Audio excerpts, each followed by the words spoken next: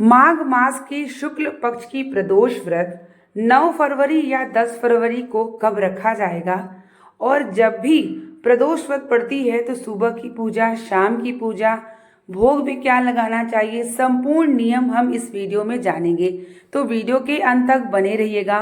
Video को like और comment में हर हर महादेव का नारा जरूर लगाइएगा। मैं रूही मिश्रा अपने चैनल में आप सभी का स्वागत करती हूँ।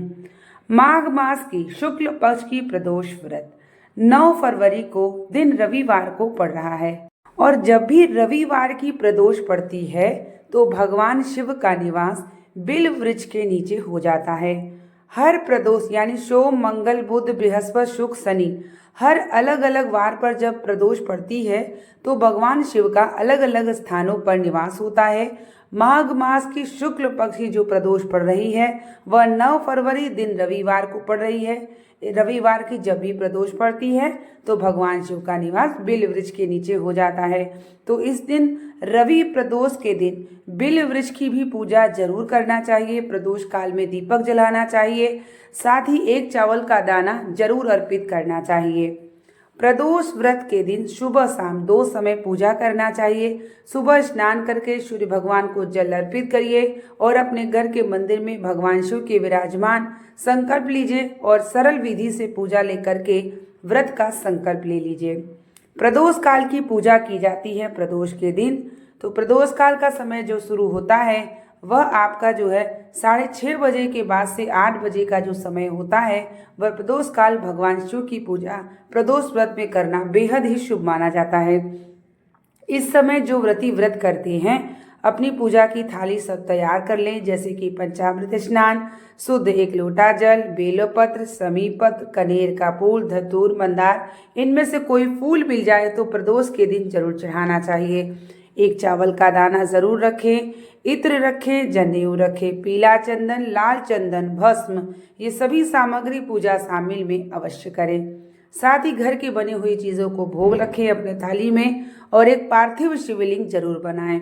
हो सके तो रविवार की प्रदोष पड़ रही है तो अगर आपने गमले में बेल वृक्ष लगाया है तो उसी में प्रदोष काल के समय पार्थिव शिवलिंग बना लीजिए और विधि से पूजन करने के बाद जब आपकी व्रत कथा हो जाए, आरती हो जाए तो उसी समय अपना विसर्जन भी आप कर दें।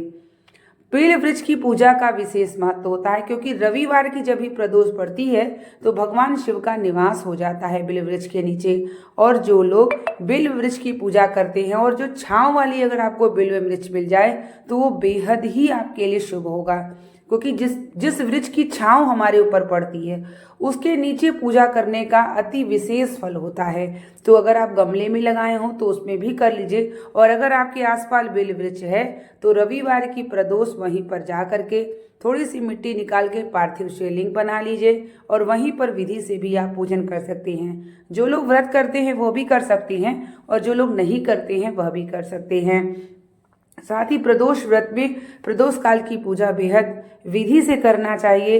इस समय भगवान शिव का भ्रमण का समय होता है और जब भी प्रदोष काल के समय भगवान देवादिदेव महादेव भ्रमण के लिए निकलते हैं तो माता पार्वती के साथ निकलते हैं। और जब भी लोग प्रदोष का व्रत करके भगवान शिव की आराधना करते हैं, पार्थिव शिवलिंग की पूजन करते हैं, व्रत कथा पढ़ते हैं, मंत्र का जाप और आरती करते हैं तो महादेव अति प्रसन्न हो जाते हैं।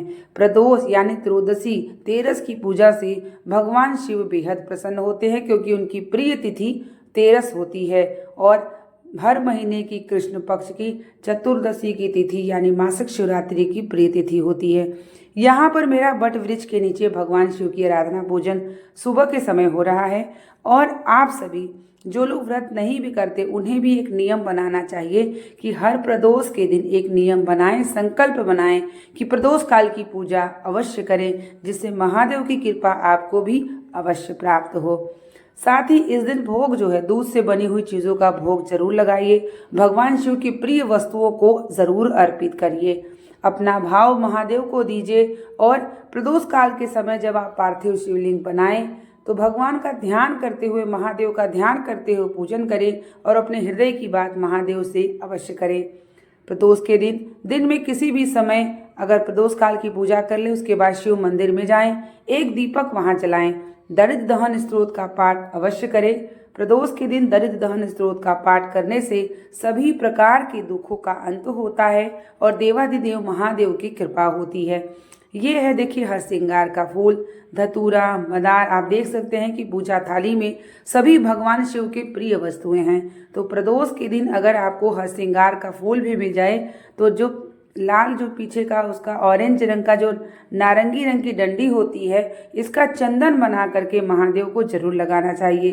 तो यहाँ पर मैं चंदन तैयार कर रही हूँ और देवाधिदेव महादेव को मैं हो सकता है जब मिलता है तो यह कार्य हम जरूर करते हैं।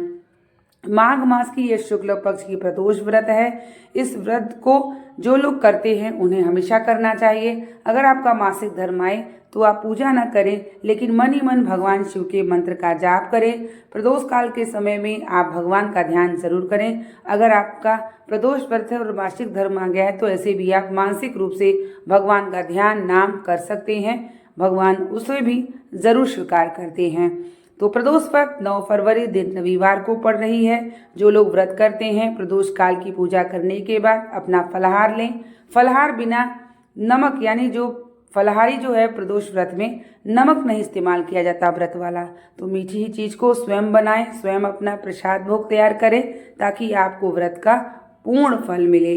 तो इसी तरीके से प्रदोष व्रत की जाती है। 9 फरवरी को है, दिन रविवार को पड़ रहा है और आप सभी महादेव की भक्ति अविरल करें। प्रदोष व्रत करते हैं तो महादेव का ध्यान जरूर करें, पार्थिव शिवलिंग बनाएं और अपने हृदय की बात महादेव से अवश्य करें। मिलते हैं एक नई वीडियो और एक नई जानकारी के साथ। तब तक के लिए आप सभी को श्री शिवाय नमस्तुभ्यम। हर हर महादेव।